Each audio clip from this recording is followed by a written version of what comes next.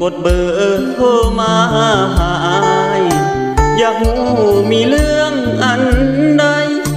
ที่โทรหาอายวันนี้เที่ยงคืนค่อนยังบ่นอนสันบ่คนดี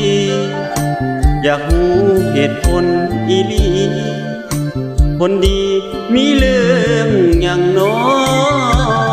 บอกแม่ได้บอกแม่นูนละโอแฟนอายน้องบอกมีเรื่องในใจอยากปรึกษากับอายได้บอกให้เว้ามาโลดอายบอกโกรธเครื่องเจ้าดอกน้องน้องบอกจอว่าจบกันนกสองหาได้ยินคำเว้าอายมันทำใจบ่ได้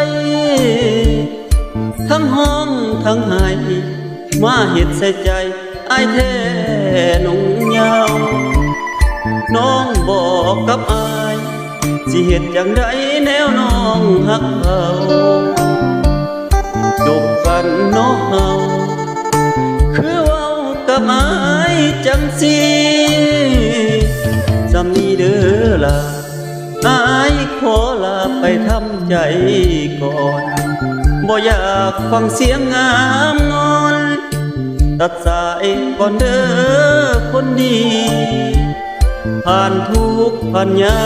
กยังพากันหาบมานานหลายปีคำว่าจบเว้าง่ายอีหลีถามแน่คนดีมีภายในใจ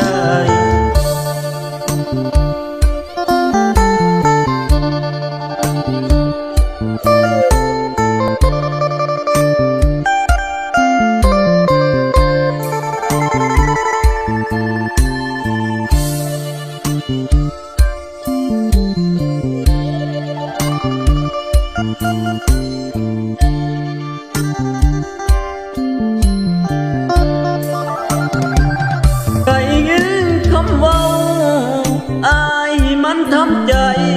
บ่ได้ทั้งห้องทั้งไห้มาเฮ็ดใส่ใจอายแท้หนุ่งยาวน้องบอกกับอายสิเฮ็ดจังใดแนวน้อง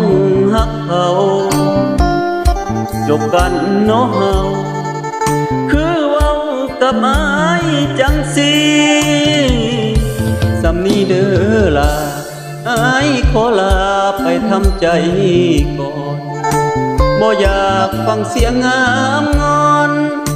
ตัดสายก่อนเด้อคนดีผ่านทุกข์ผ่านยากยังพากันหาบมานานหลายปีคำว่าจบก็ง่ายอีหลี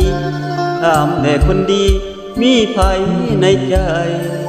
คำว่าจบก็ง่ายอีหลี